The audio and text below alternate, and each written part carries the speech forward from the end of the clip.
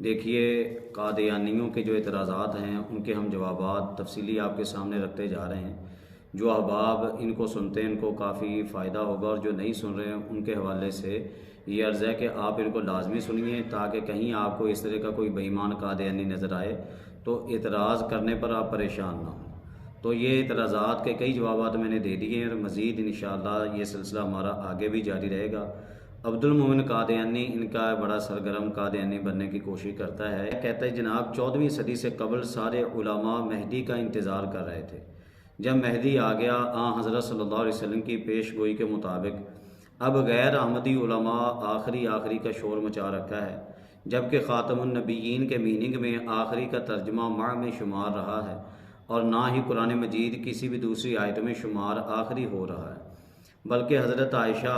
رضی اللہ عنہا کے ارشاد کو بھی علماء ماننے کے لیے تیار نہیں ہیں۔ حضرت عائشہ نے فرمایا تھا کہ خاتم النبیین تو کہو، یہ نہ کہو کہ حضرت صلی اللہ علیہ وسلم کے بعد کوئی نبی نہیں۔ پھر بھی علماء اس لیے نہیں مانتے کیونکہ حضرت نے فرمایا تھا اس زمانے کے علماء آسمان کے نیچے بدترین مخلوق ہوں گے۔ اور یہ ساتھ ہی کیا کہتا ہے کہ کہہ رہے کہ آپ نے جھوٹ بولا کہ حضرت موسیٰ علیہ السلام کے بعد اللہ نے کسی بھی نبی سے کلام نہیں کیا، جبکہ نبی پاک سے تو کلام کیا ہے۔ اچھا، اس کے میں جواب جس طرح پہلے سٹیپ بائی سٹیپ آپ کے سامنے رکھتا ہوں، انشاءاللہ وہ آپ کے سامنے عرض کیے دیتا ہوں۔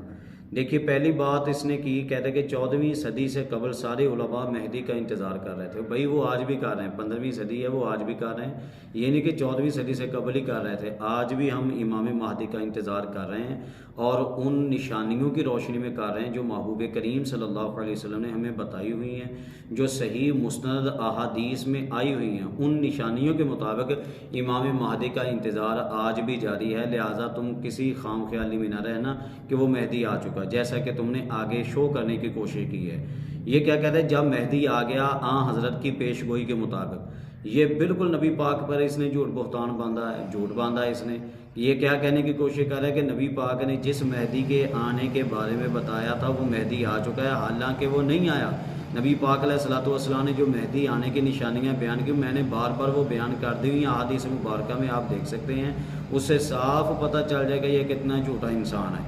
اب کہتے ہیں اب غیر احمدی علماء آخری کا شور مچا رکھا ہے، جبکہ خاتم النبیین کے میننگ میں آخری کا ترجمہ مع میں شمار رہا ہے، اور نہ ہی قرآن مجید کسی بھی دوسری آیت میں شمار آخری ہو رہا ہے۔ یہ کتنا بڑا بہتان اس نے یہاں پہ آ کے لگایا قرآن پاک کے اوپر، اللہ پاک کی ذات کے اوپر، نبی کریم صلی اللہ تعالی علیہ وسلم کے اوپر، پوری امت مسلمہ کے اوپر، اور جتنے ہمارے صحیح ترجمے والے گزرے ہیں جو اصحاب لغت ہیں ان سب کے اوپر کتنا بڑا اس نے بہتان باندھا۔ جس نے مرزا غلام قادیانی کی جھوٹ بولنے کی عادت تھی نا، بالکل منو آنے کی ہی عادت ان سارے قادیانیوں کی ہے۔ اس نے اس عبارت میں کیا کہنے کی کوشش کی کہ خاتم النبیین کا مطلب آخری بنتا ہی نہیں ہے، استغفر اللہ معاذ اللہ۔ اب جو لغت کو جانتے ہیں وہ خود لعنت بھیجیں گے اس بندے کے اوپر کہ جناب یہ کتنا بڑا جھوٹ بول رہا ہے، اور جناب جو قرآن کو پڑھنے والے ہیں وہ جانتے ہیں کہ جناب یہ کتنا بڑا جھوٹ بول رہا ہے، جو حدیث مبارکہ کو پڑھنے والے ہیں وہ جانتے ہیں یہ کتنا بڑا جھوٹ بول رہا ہے۔ بلکہ اس کو اگر تھوڑی سی شرم اور غیرت آئے نا تو اس کو پتہ چلے گا، مرزا غلام قادیانی کی کتابوں سے میں دکھا سکتا ہوں کہ اس نے خود خاتم النبیین کا مطلب بالکل آخری نبی وہی لیا ہوا ہے جو ہم نے لیا ہوا ہے۔ اب مرزا غلام قادیانی کو تو سبق سکھائے گا یا ہمیں سکھائے گا؟ اپنے بڑے کو سکھائے گا یا ہمیں سکھائے گا؟ جو مطلب ہم نے بیان کیا وہی مطلب اگر تیرے مرزے کی کتاب سے ہم ثابت کر دیں تو پھر کیا تو اپنی شرمندگی کا تو لوگوں کے سامنے اظہار کرے گا؟ کیا تو اپنی توبہ کا اظہار کرے گا کہ بھائی ہاں مجھ سے غلطی ہو گئی، میں مرزا غلام قادیانی کے اوپر بھی لعنت بھیجتا ہوں اور اپنے آپ پر بھی لعنت بھیجتا ہوں جو میں اپنے اس غلط مذہب کے اوپر لگا رہا؟ تو یہ ذرا ہمت کرنا، ہمت کر کے آئندہ کمنٹ کرنا، نہیں تو انشاءاللہ پھر تم یاد کرو گے تمہارے سامنے جو اس کا میں جواب رکھوں گا۔ اچھا جی، پھر آگے کیا کہتا ہے جناب، کہتے ہیں بلکہ حضرت عائشہ رضی اللہ عنہا کے ارشاد کو بھی علماء ماننے کے لیے تیار نہیں ہیں کہ حضرت عائشہ رضی اللہ عنہا نے فرمایا تھا کہ خاتم النبیین تو کہو، یہ نہ کہو کہ حضرت کے بعد کوئی نبی نہیں۔ پھر بھی علماء اس لیے نہیں مانتے کہ دیکھیں نا،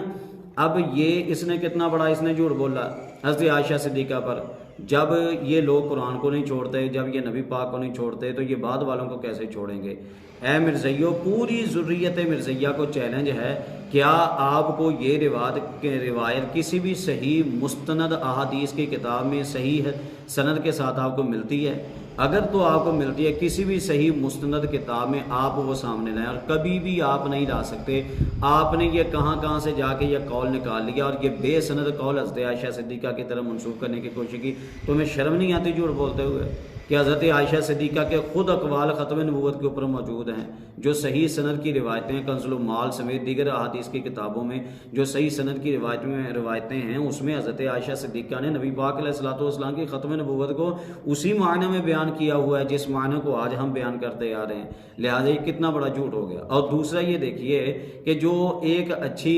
گھر والی ہوتی ہے وہ اپنے گھر والے کا خیال رکھتی ہے، یہ ایک میں نے عمومی بات کی ہے، بات صرف سمجھانے کے لیے کہ کیسے ہو سکتا ہے کہ نبی پاک علیہ الصلوۃ والسلام ساری زندگی قرآن کی آپ تفسیر بیان کرتے رہیں، قرآن سکھاتے رہیں، اور خود آپ اپنے ختم نبوت کے حوالے سے بار بار احادیث کو بیان کریں، اور آپ کی زوجہ پاک جناب وہ آپ کے ہی مخالف بیان دینے پہ آ جائے؟ یہ کیسے ہو سکتا ہے؟ کوئی سوچ سکتا ہے اس طرح؟ یہ تمہارے گھروں میں تو چل سکتا ہے، یہ محبوب کریم صلی اللہ تعالی وسلم آپ بھی بے مثال ہیں، آپ کے گھر والے بھی بے مثال ہیں، وہاں پہ اس طرح کی باتیں کبھی نہ سوچنا، یہ تمہاری بالکل خام خیالی ہے۔ جہاں سے تم نے یہ روایت نکالی ہے وہ روایت کسی جگہ سے یہ ثابت نہیں ہو رہی، یہ بالکل بے سند بات ہے، تم نے جھوٹ بولنے کی کوشش کی۔ کہہ رہے اس کی وجہ کیا کہ ہاں حضرت صلی اللہ علیہ وسلم نے فرمایا تھا اس زمانے کے علماء آسمان کے نیچے بدترین مخلوق ہوں گے، تمہاری جرت ہوتی نا تو تم اس کی بھی سند مکمل بیان کرتے اور یہ پوری روایت بیان کرتے، تب جا کے تمہیں پتہ چلتا۔ پہلی بات تو یہ کہ اس کی سند یہ ذکر کیا ہے کہ پہلے جا کے تم اس پر غور کرنا، یہ روایت لی کہاں سے گئی ہے، کہاں سے اٹھائی گئی ہے، اس کے راوی کیسے ہیں، یہ تیرے اوپر قرض ہے کہ اس کی سند کو ثابت کرنا بالکل درست سند ہے اور یہ منقطع سند نہیں ہے۔ یہ بھی تم نے ویسے ہی کوشش کی جیسے عائشہ صدیقہ کے قول سے مطلب نکالنے کی کوشش کی، یہ روایت بھی اس انداز سے درست نہیں ہے۔ اور پھر اگر یہ روایت درست ہو بھی، روایت اگر مان بھی لیں کہ جناب فلاں جگہ پہ یہ روایت بیان ہوئی ہے، تو اس کے ساتھ دیگر بھی نشانیاں نبی پاک علیہ السلام نے بیان کی ہوئی ہیں کہ اس طرح کے علماء کب آئیں گے۔ اب جب نبی پاک علیہ الصلوۃ والسلام نے وہ نشانیاں بیان کی، کیا وہ نشانیاں آج کے دور میں پائی جاتی ہیں؟ یہ تو وہی بات ہوگی جس طرح تم حضرت عیسیٰ علیہ الصلوۃ والسلام ابھی آئے نہیں، امام مہدی ابھی آئے نہیں، تو پہلے تم سارا کچھ بنا کے بیٹھے ہوئے ہو، تو یہ بھی اسی طرح کی بات ہوگی۔ بالفرض مان لیں کہ یہ بالکل روایت درست ہے، اور آج ہی کے زمانے کے لحاظ سے مجھے بتائیے گا، تم نے کہا کہ علماء آسمان کے نیچے بدترین مخلوق ہوں گے، تمہارے مولوی اس میں آئیں گے یا نہیں آئیں گے؟ اپنے مولویوں کو اس روایت سے باہر نکال کے دکھاؤ۔ تمہارے جو مذہب کے سارے مولوی ہیں جن کو تم احمدی علماء، تم نام نہاد وہ علماء جو ہیں تم ان کو احمدی علماء کہتے ہو، مجھے بتائیے گا تمہارے جتنے جناب یہ مربی مولوی ہیں کیا وہ اس روایت کے تحت آئیں گے یا نہیں آئیں گے؟ اس کا جواب بھی تیرے سر کے اوپر قرض رہے گا۔ اچھا، پھر اس نے کمنٹ کرتے ہوئے کہا کہ میری طرف اس نے جھوٹ بولنے کی کوشش کی، جیسے اس کی عادت ہے نا کہ ہر طرف یہ جھوٹ بولنا ہی بولنا، تو میرے اوپر بھی بہتان لگانے کی اس نے کوشش کی کہ اس نے کہا جی حضرت موسیٰ علیہ السلام کے بعد اللہ پاک نے کسی بھی نبی سے کلام نہیں کیا، جبکہ نبی پاک سے کیا۔ وہ حضرت موسیٰ علیہ السلام کے بعد کسی نبی کی بات نہیں ہو رہی، وہ عام بندے کی بات وہاں پہ ہو رہی ہے۔ ہاں جی، عام بندے کی بات ہو رہی۔ نبی پاک علیہ الصلوۃ والسلام تو اللہ پاک کے محبوب ہیں، جو ہوں ہی اللہ کے محبوب، ان سے اللہ پاک کیا کلام نہیں کرے گا؟ نبی پاک علیہ الصلوۃ والسلام کے پاس تو اللہ کی دی ہوئی ساری شانیں جو دیگر نبیوں کو شانیں دی گئی، نبی پاک علیہ الصلوۃ والسلام کے پاس وہ ساری شانیں ہیں۔ اور یہ ہمارے اوپر اس طرح کے جھوٹ بہتان باندھنے کی کوشش نہ کرو۔ ہم جو معراج مصطفیٰ بیان کرتے ہیں اس میں نبی پاک علیہ الصلوۃ والسلام کی شان کلیم اللہ ہونا بھی بیان کرتے ہیں۔ ہم محبوب کریم صلی اللہ تعالی علیہ وسلم آپ کی شانوں کے اندر یہ بھی بیان کرتے ہیں کہ میرے محبوب کریم صلی اللہ تعالی علیہ وسلم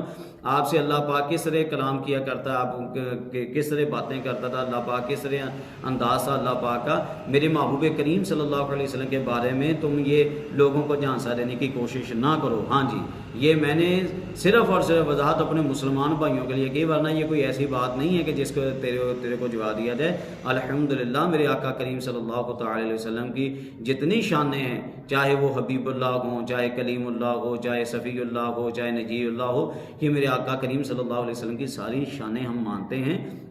اور معراج مصطفیٰ کے موضوع کے اوپر ہم جب بیانات کرتے ہیں تو اس میں ان چیزوں کو بالکل ہم واضح کلیئر کٹ بیان کرتے ہیں۔ ہم نے تیرے جیسے مرزا غلام قادیانی نے جو جھوٹی ایک سہارا دینے کی کوشش کی تھی نا کہ مجدد وہ ہوتا ہے جس سے اللہ ہم کلام ہوتا ہے، تو اس کا میں نے رد کیا تھا کہ کلیم اللہ حضرت موسیٰ علیہ السلام کا لقب ہے، ان کے بعد کسی عام بندے کے لیے، یہ عام بندے کے لیے بات ہوئی ہے کہ کسی عام بندے کے لیے اس طرح کلیم اللہ ہونے کا دعویٰ تم کیسے کر سکتے ہو؟ محبوب کریم صلی اللہ تعالی علیہ وسلم، آپ تو کیا بات ہے آپ کی، لہٰذا یہ تمہاری چالیں نہیں چلیں گی۔ جتنے میں نے تیرے اوپر اعتراضات رکھے ہیں ان کا جواب تو تمہیں آیا نہیں، جو میں باتیں کرتا ہوں، جو جواب دیتا ہوں، ان کا جواب تو تمہیں آتا نہیں ہے، اور اٹھ کے آ کے تم کبھی ادھر سے مطلب نکالتے ہو، کبھی ادھر سے مطلب نکالتے ہو۔ کچھ شرم کرو، کچھ حیا کرو۔ اللہ پاک تم لوگوں کو ہدایت عطا فرمائے۔